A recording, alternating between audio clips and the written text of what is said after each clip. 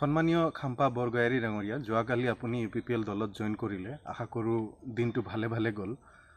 কিন্তু আপোনাৰ এতিয়া জিৰাই থকা সময় নহয়। UPPL দল যিহেতু আপুনি ডেপুটেশ্যনত জইন কৰিছে, আপোনাৰ ভালেখিনি কৰণীয় আছে।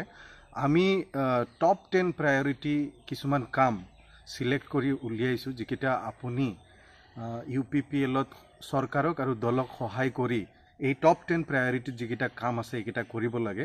প্ৰায়ৰিটি নম্বৰ 1 যিটো কাম আছে সেইটো হ'ল BTR এগ্ৰিমেণ্টত 2020 চনত যিটো এগ্ৰিমেণ্ট হৈছিল তাৰে চুক্তি মৰ্মে স্পেচিয়েল পেকেজ এটা আনিব লাগিছিল 1500 কোটি টকাৰ। আজি 5 বছৰ হৈ গ'ল চুক্তিটো, কিন্তু সেই 1500 কোটি টকাৰ যিটো স্পেচিয়েল পেকেজ এতিয়ালৈকে আনিব পৰা নাই।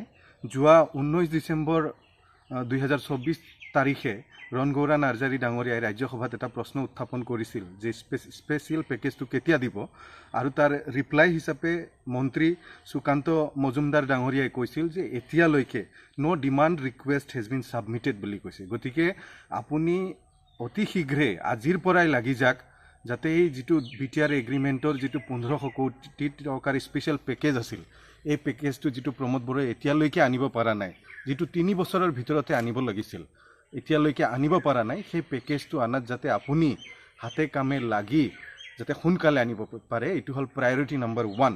তেতিয়াহ'লেহে BTCৰ যি ডেভেলপমেণ্টৰ কাম কাজ কৰাত বহুত খৰতকীয়াকৈ আগবাঢ়িব পৰা যাব। দ্বিতীয় যিটো প্ৰায়ৰিটি নম্বৰ 2 ৱৰ্ক, সেইটো হ'ল আপুনি প্ৰভিন্সিয়েলাইজ কৰিব লাগিব BTCৰ স্কুল আৰু কলেজবিলাক, যিটো BTR এগ্ৰিমেণ্টত আছিল। এতিয়ালৈকে BTR এগ্ৰিমেণ্ট মতে BTCৰ যিবিলাক স্কুল কলেজ এইবিলাক প্ৰভিন্সিয়েলাইজ কৰিব লাগিছিল, এইবিলাক কৰিব পৰা নাই। গতিকে আপুনি এইটো প্ৰায়ৰিটি নম্বৰ 2 হিচাপে কাম হিচাপে লৈ যাতে আপুনি এইটো সমাধান কৰে। যিটো প্ৰায়ৰিটি নম্বৰ 3 এছাইনমেণ্ট আপোনাক দিয়া হৈছে, এইটো হ'ল settle the cases of NDFB কেডাৰ্ছ।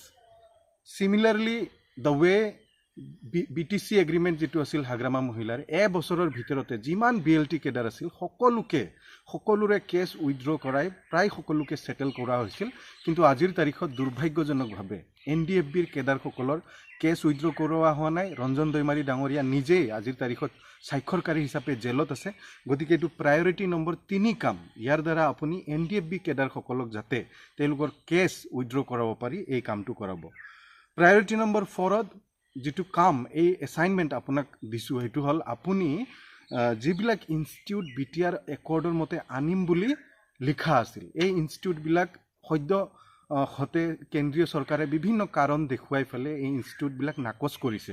গতিকে আপুনি হাতে কামে লাগি প্ৰমোদ বড়োৰ লগত লাগি UPPL চৰকাৰৰ লগত লাগি এই যিবিলাক ইনষ্টিটিউট মেনশ্যন কৰা হৈছিল, যেনে আপোনাৰ প্ৰত্যেকটা ছাব ডিভিজনত আপোনাৰ নবোদয় বিদ্যালয় হওক, বিভিন্ন ধৰণৰ ইনষ্টিটিউটৰ নাম কৈছিল, চেণ্ট্ৰেল ইনষ্টিটিউট আপোনাৰ চেণ্ট্ৰেল ইউনিভাৰ্চিটি বনাম বুলি কৈছিল। এইবিলাক যে আজিৰ তাৰিখত ধুৱলি কুঁৱলী হৈ আছে, যিবিলাক এতিয়ালৈকে আনিব পৰা নাই বা বিভিন্ন কাৰণ দেখুৱাই পিছ পেলাই আছে, এইবিলাক কাম কৰিব লাগিব। আৰু আপোনাৰ অভিজ্ঞতা আছে কিদৰে হাগ্ৰামা মহিলাৰী ডাঙৰীয়াই BTC এগ্ৰিমেণ্ট কৰি ফেলে CIT আনিছিল, ইউনিভাৰ্চিটি আনিছিল, বিভিন্ন কাম কাজ আনিছিল, বিভিন্ন ইণ্ডাষ্ট্ৰী আনিছিল। এইবিলাক কাম যাতে আপুনি UPPLত গৈ টপ প্ৰায়ৰিটি নম্বৰ যি 4 কাম হিচাপে লৈ আপুনি এইকেইটা কাম যাতে সমাধান কৰিব পাৰে।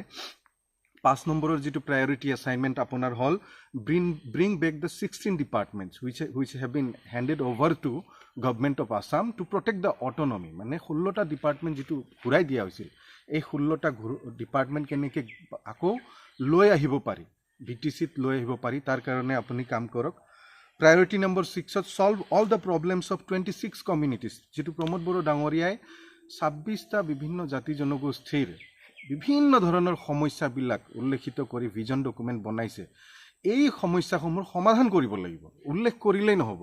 আজিৰ তাৰিখত আপোনালোকে গম পায় প্ৰতিটো জাতি জনগোষ্ঠীৰ কি সমস্যা আছে, এই সমস্যাবিলাক আপোনালোকে সমাধান কৰিব লাগিব। ইনক্লুডিং সেই 26টা কমিউনিটিৰ ভিতৰত যদি বড়োসকলৰো নাম আছে, তেতিয়াহ'লে বড়োসকলৰো সমস্যা সমাধানৰ কাৰণে আপুনি হাতে কামে লাগক। 7 নম্বৰ যিটো এছাইনমেণ্ট আপোনাৰ আছে, সেই এছাইনমেণ্টটো হ'ল denotify the panchayat election from those area which are claimed যে BTRত অন্তৰ্ভুক্ত কৰা হৈছে। যদি BTRত অন্তৰ্ভুক্ত কৰা হৈছে, 6 শিডিউলত অন্তৰ্ভুক্ত কৰা হৈছে, তেতিয়াহ'লে কিদৰে পঞ্চায়ত নিৰ্বাচন হ'ব? আৰু সেইবিলাক এৰিয়াত যদি পঞ্চায়ত নিৰ্বাচনৰ নটিফিকেশ্যন আহিছে, আপুনি অতি শীঘ্ৰেই হাতে কামে লাগি এই নটিফিকেশ্যনবিলাক ডিন'টিফাই কৰক। 8 নম্বৰ যিটো আপোনাৰ এছাইনমেণ্ট দিয়া হৈছে এই 8 নম্বৰ এছাইনমেণ্ট মতে BTCত বসবাস কৰা বিভিন্ন জাতি জনগোষ্ঠীক যাতে লেণ্ড পাট্টা ফৰেষ্ট আইদাৰ ফৰেষ্ট ৰাইট এক্টৰ জৰিয়তে হওক বা Assam land and revenue regulation actor জৰিয়তে হওক সকলো কমিউনিটিক যাতে মাটিৰ পাট্টা দিয়া হয় তাৰ কাৰণে আপুনি কাম কৰক অতি শীঘ্ৰেই যিটো 9 নম্বৰ এছাইনমেণ্ট আছে do not allow citizen from outside BTC to participate in various election in BTC. BTCত আজিৰ তাৰিখত এনেকুৱা হৈছে BTC 6 শিডিউলৰ অন্তৰ্গত এৰিয়া হোৱাৰ পিছতো ইয়াতে বাহিৰৰ পৰা মানুহ আহি BTCৰ বাহিৰৰ পৰা মানুহ আহি নিৰ্বাচনত প্ৰতিদ্বন্দ্বিতাত নামিছে ই বৰ বেয়াকৈ ইফেক্ট কৰিব গতিকে আপুনি অতি শীঘ্ৰেই পদক্ষেপ লওক যাতে BTCৰ বিভিন্ন নিৰ্বাচনত BTCৰ বাহিৰৰ কেণ্ডিডেটবিলাকে আহি আপোনাৰ অংশগ্ৰহণ কৰিব নোৱাৰে আৰু শেষত যেহেতু আপুনি কৈছিলে যে হাগ্ৰামা মহিলাৰী ডাঙৰীয়াই কালেক্টিভ ডিচিশ্যন নলয় শেষত আপোনাক সেইকাৰণে এটা কাম দিছোঁ সেইটো হ'ল আপুনি প্ৰমোদ বড়োৰ লগত একেলগে দিছপুৰত যাওক দিল্লীত যাওক তেওঁক একম্পেনি কৰক যিদৰে আপুনি আগত হাগ্ৰামা মহিলাৰী ডাঙৰীয়াৰ লগত গৈছিল আৰু বিভিন্ন ডিচিশ্যন লোৱাত তেওঁৰ সহযোগী হিচাপে আছিল একেদৰে আপুনি প্ৰমোদ বড়োৰ লগত থাকক আৰু দিছপুৰ আৰু দিল্লীত যিবিলাক সিদ্ধান্ত লোৱা হয় এইবিলাকত প্ৰমোদ বড়োৰ লগত থাকি আপুনি কালেক্টিভ ডিচিশ্যন লৈ BTCৰ উন্নতি কৰক ঢেৰ এছাইনমেণ্টছ আপোনাক দিব পাৰিলোঁ হয় কিন্তু প্ৰায়ৰিটি হিচাপে আজি আপোনাক 10টাই দিছোঁ এই 10টা প্ৰায়ৰিটি এছাইনমেণ্ট আপুনি লৈ অতি শীঘ্ৰেই হাতে কামে নামি যাওক জিৰণীয়া লোৱাৰ আৰু সময় নাই মাত্ৰ 6 মাহ চৰকাৰ আছে এই 6 মাহ থকা চৰকাৰত আপুনি হাতে কামে লাগি এই 10টা যি প্ৰায়ৰিটি এছাইনমেণ্ট দিছোঁ